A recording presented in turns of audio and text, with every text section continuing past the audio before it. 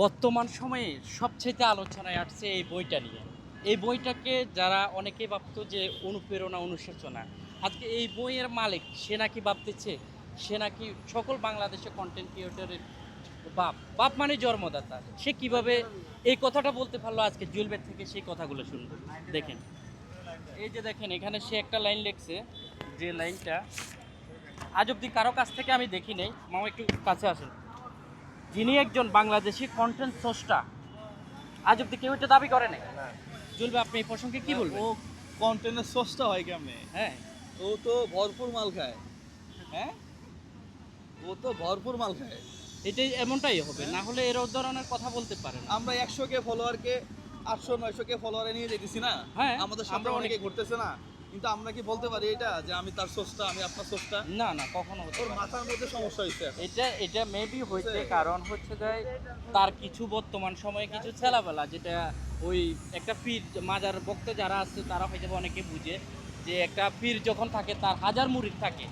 তো ওই সেম এখন বিল্লালও এরকমটাই চাচ্ছে যে সে একজন মানুষ, তার পিছনে অনেক মুরিদ আছে, তার যে মুরিদ দিয়ে ব্যবসা করতেছে, তার পেজ নাই, কিন্তু পেজের ইয়ে নিয়ে সে কখনো কোনো কথা বলে না, কিন্তু সে মনে করতেছে যে পেজ নাই কি হয়েছে, অন্যান্য মানুষকে দিয়ে তার ইনকাম সোর্সটা দেখাচ্ছে।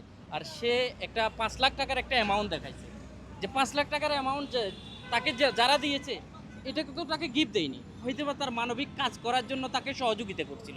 কারণ সে ওইখানে একটা লাইভে দেখাইছে একটা তার প্রোফাইলে মেবি যে বলছে যে তার সেট আপ নেই, কোনো কিছু ছাড়া তার 5 লক্ষ টাকা ইনকাম। এটা কীভাবে সম্ভব? এখন আমাকে যদি কেউ আমি লাইভে আসলাম হুম আর বললাম যে আপনারা লাইভে যে স্টারগুলো দিবেন এই স্টারগুলো আমি অসহায় মানুষের জন্য খরচ করবো, হ্যাঁ। যেটা আমি করি। আমি আমার রেস্টুরেন্টে রান্না করি না, হুম এবং আমি মাঝে মাঝে তো দেখেন আমি রাস্তাঘাটে যেগুলো খাওয়াই, এগুলো অনেক। স্টার টাকা দিয়ে খাওয়াই এবং বলে দেই কত টাকা কত পয়সা খাওয়াইতেছি। এখন ও যেটা করতেছে এইভাবেই নিচ্ছে, এগুলো নিয়ে সমস্যা নাই, এগুলো নিয়ে বাহাদুরি কিছু নাই তো আসলে।